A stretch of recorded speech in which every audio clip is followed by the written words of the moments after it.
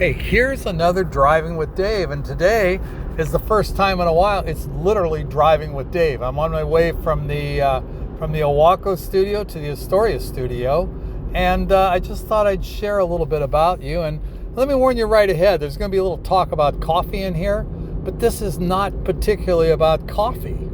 It's just using coffee as an example. One of the things I think we get really a tendency to do is lock into a protocol. Lock into the thing the latest guru said. I did this early on when I was getting fit. You know, I would find somebody like Dr. Bernstein, and every single thing he said was gospel.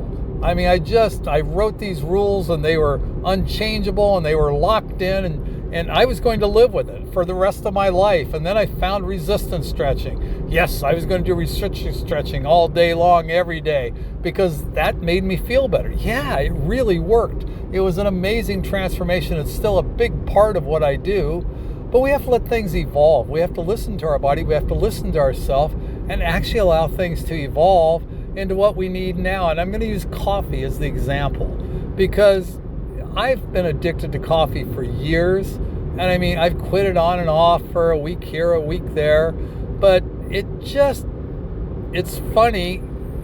Here we go. The bottom line is, it turns out coffee wasn't the problem. The amount of coffee I was drinking because of an addiction was the problem. So recently, I made a bold statement. I quit coffee again. And I didn't write any big articles on it or anything, because that gets old when you write an article for the 15th time and people go, yeah, I've heard that, I've heard it.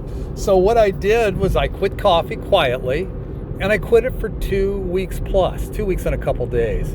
And after a while, I realized something. I missed my coffee.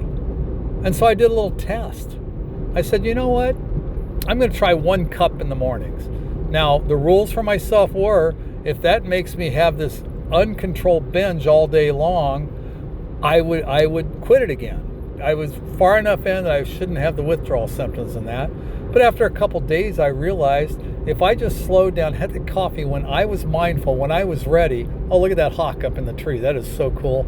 Anyways, if I was mindful and I was ready, I could do it. I could enjoy, I could sip that coffee. I could really enjoy it. I could savor every drop. And then I found out I was done. It's amazing how the mind works.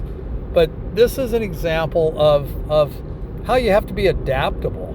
You know, I could have given up something I truly love, a habit that I developed from my early 20s, and could have given it up. But instead, I learned how my body controlled it better, how my body responded to it. I could make it something enjoyable without making it an obsession. And as an obsessive personality, yeah, it can become an obsession. So that's it. I wanted to share that today, and I wanted to encourage you to not just look at coffee, look at everything in your life that way. I would recommend not making hard and fast rules.